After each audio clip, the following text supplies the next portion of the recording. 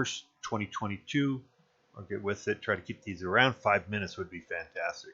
All I'm going to show is on a continual basis ES, SPY, Apple, if there's anything to show. All right. So as we know, we're kind of in a, according to the software, wave 5. And so far, we've kind of followed this pattern.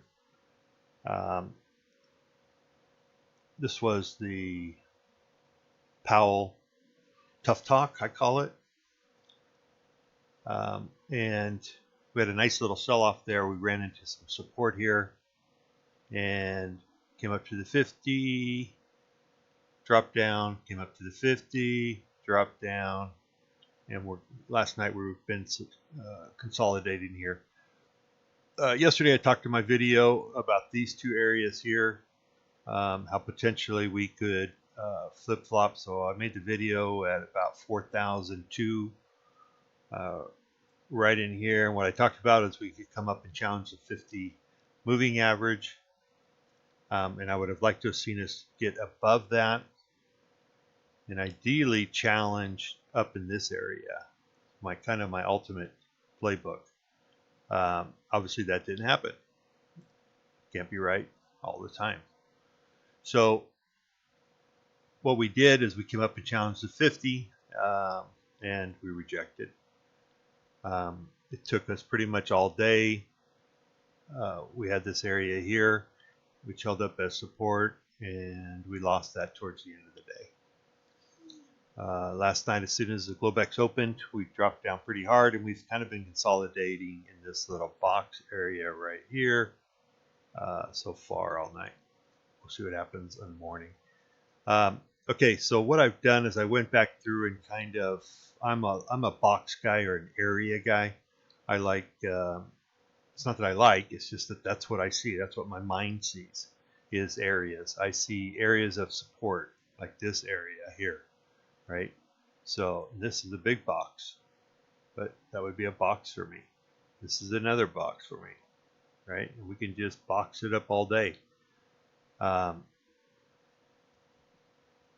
So my thinking is today is possibly lose this, and there's a pretty good drop on down to almost 3,800. So it could be somewhat an exciting day. My thinking is 38, 33 would be some support. So that's kind of what I'm thinking. If we break this area down here, 39.12, there's a pretty good open box area right here that we could drop through. So that's what I'll be looking for. We're currently at 30.31 at the time of this video. So dropping down another 18 points or something isn't that, that big of a deal. We're down 26 already this morning. But again, I look for this area here. So I'm going to be bullish above 39.60, 39.65, right? That's my bearish area wave 5.5. that I become. Yeah, I don't know if you guys probably heard that, but if we get above 39.60, then I'm bullish. If we're below 39.12, then I'm going to be in put. And then I'll watch the morning to see how we do at open. Okay, I'll continue on with ES.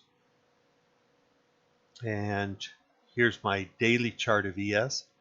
And as you can see, we had this crab pattern, which I've been talking about. I thought we were going to come up here. That was the target. And then I talked about once we break this, then target 1 is up. Well, we broke that area and target 1 was up. It took 1, 2, 3, 4, 5 days to get there, and we got there. Okay, second target took us 1, 2, 3 days to get here. So today could be somewhat an exciting day. Anyway, next target down is 39.23. Okay, so I took fibs from the low, June low, to the top, and I talked about this yesterday, 39.83. And on SPY, it was, yeah, I'll talk about SPY in a minute.